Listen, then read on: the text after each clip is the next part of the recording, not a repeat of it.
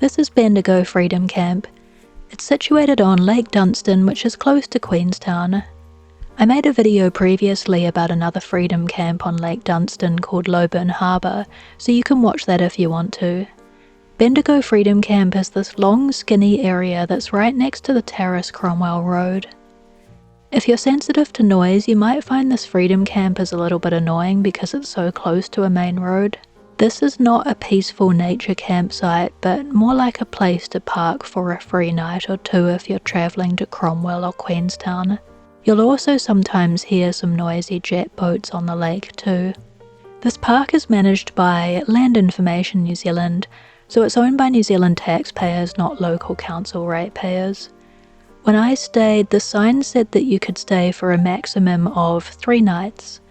So that's 3 nights per calendar month. If you overstay more than 3 nights, they can issue fines to you, so don't do it because the fines can be quite steep. They've got a very basic flushing toilet setup, which is identical to the ones that I showed in my Loburn Harbour Freedom Camp video. They've also got long drops scattered around the park. I wasn't a big fan of the long drops because this area gets extremely hot in summer and the long drops start to smell bad due to the heat. For that reason, you might want to not park right next to the long drops.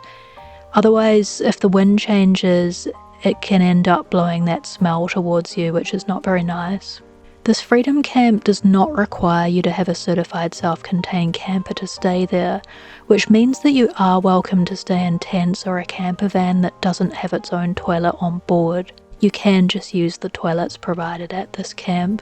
Because certified self-contained is not stated on the sign, that means you can bring one of those solar showers with you to shower, but you must not shower or do your dishes near the edge of the lake to avoid contaminating the lake with soap. Some freedom camps provide a sink where you can do your dishes, but this one does not provide a sink, so you have to bring all your own camping supplies, and don't forget to bring some toilet paper as well, as the other campers always use up the toilet paper that's provided. As with all of these freedom camps in the area, they clearly show on the signs that the water is not potable. This means that you can't drink it. You have to boil it before drinking it or brushing your teeth. I've seen some incredibly stupid tourists brushing their teeth in the sinks of these freedom camps, even though there's a sign right in front of them saying that you can't drink the water or clean your teeth because it's not treated water. It's also just disgusting to spit in a sink when others are using it to wash their hands, to clean their hands nicely, so just don't brush your teeth in these sinks because that's just gross. Rubbish bins are provided, but note that these are more meant for the people who are picnicking here who only have a little bit of rubbish after eating lunch. So those bins are not designed for a whole bag of rubbish to be stuffed in there. If you've got a whole bag of rubbish at the end of your 3 days of camping there, you can take it to Cromwell where you can pay a small amount at the refuge station instead. These large boulders that you see around the place are to keep people in tents safe, as the boulders stop vehicles driving up onto the grass where people in tents are sleeping. A few years ago, a woman was killed in the far north when a man's car ran over her tent, so these boulders protect campers in tents from being run over like that. I do recommend pitching your tent behind the boulders instead of pitching it near the road where cars could hit you or your possessions. This park can get quite crowded in summertime, particularly since campers and tents can stay here as well as certified self-contained campers, which means you're competing for space with a lot of people.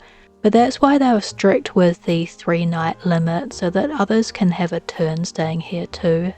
As I've said in other videos about this region, do be aware that it can be very cold at night and sometimes windy as well, so even though it's really hot during the day, just don't underestimate how cold it can get when the sun goes down. My caravan has a cozy gas heater, but if you're in a tent you really do need to bring a good sleeping bag with you. In terms of internet, I use Wireless Nation as my internet provider and I had no issues here in this region. The internet signal was fine for me with my provider. Cromwell Township is not far away and you can travel there to buy your supermarket supplies and food.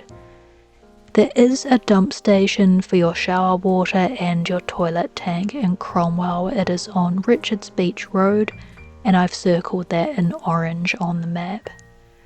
I found that dump station always had lines of between 2 and 5 vehicles waiting in summertime, so you might have to park up and read a book until others are finished.